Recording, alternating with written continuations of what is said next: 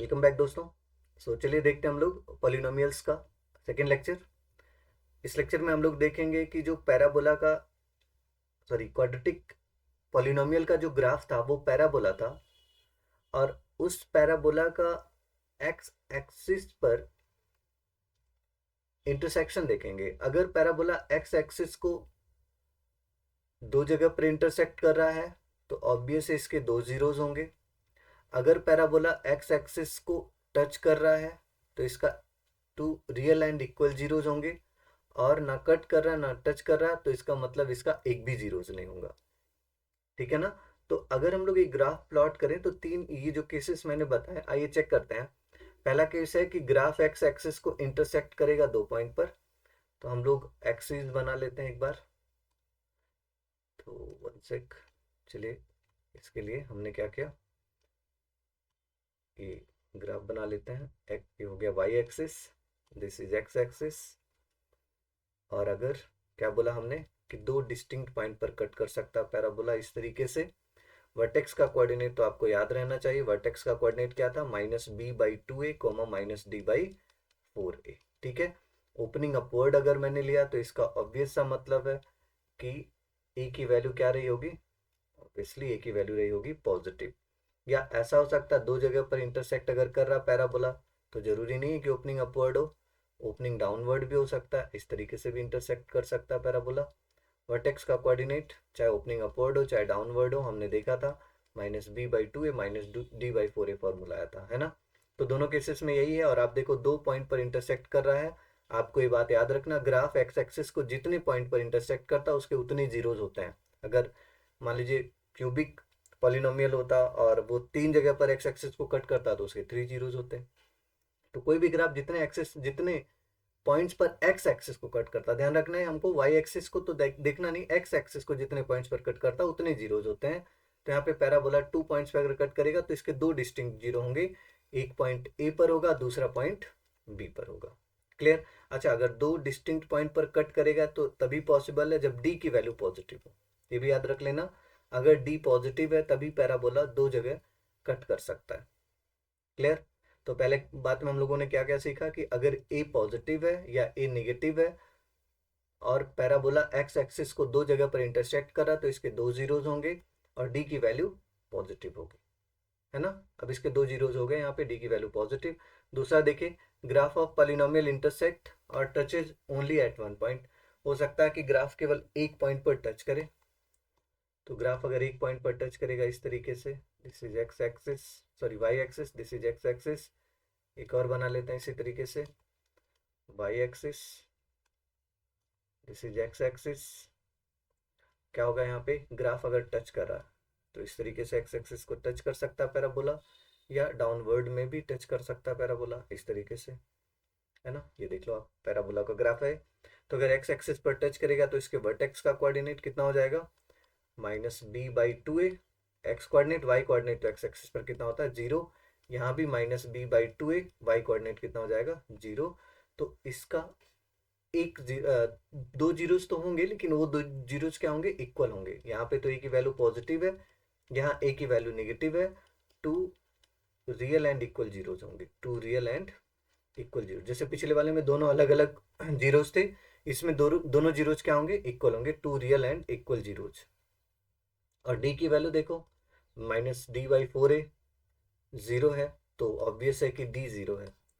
तो क्या बताया हम लोगों ने, फिर से एक बार देख लीजिए। अगर दो जगह पर कट कर रहा है तो two real and distinct zeros होंगे, two real and distinct zeros, और डी की वैल्यू पॉजिटिव होगी। अगर टच कर रहा है तो two real and equal zeros होंगे और डी की वैल्यू जीरो होगी।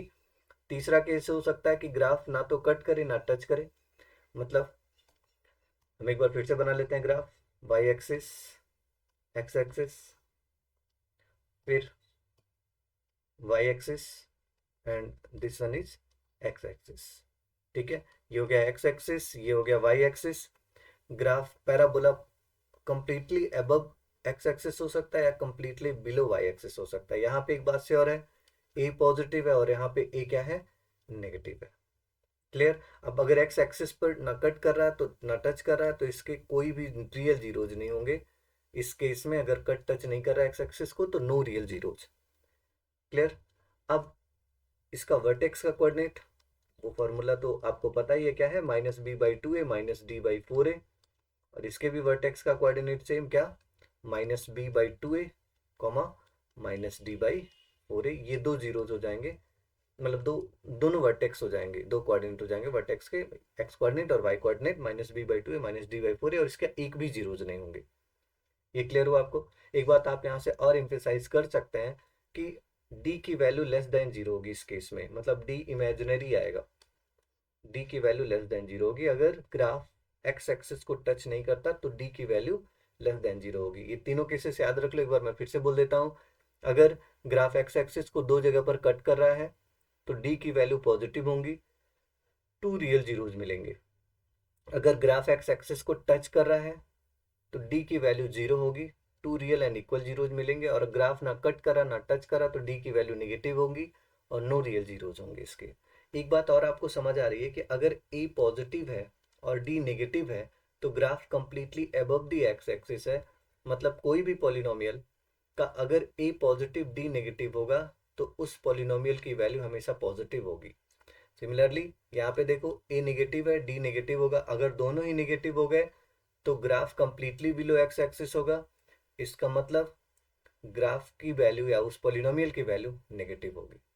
ये समझ आ रहा होगा आप लोगों को। मैं एग्जांपल से इस बात को समझाता हूँ। जैसे मान लो आपको कोई पॉलिनोमियल दिया है x² + 2x + 1, और आपसे पूछा गया बताइए इसका ग्राफ कैसा होगा। तो इसको देख के एक बात तो पता चल रहा है आपको कि a की वैल्यू 1 है जो कि पॉजिटिव है। इसका d क्या होगा, d होता है b² - 4ac। तो b की जगह पर कितना है 2, 2 का स्क्वायर 4, a की जगह पर 1 है तो 1, 4 इंटू 1, बी स्क्वायर मतलब 4 -4 इंटू 1, और c की जगह पर भी 1 है तो 4 - 4 कितना आ गया 0।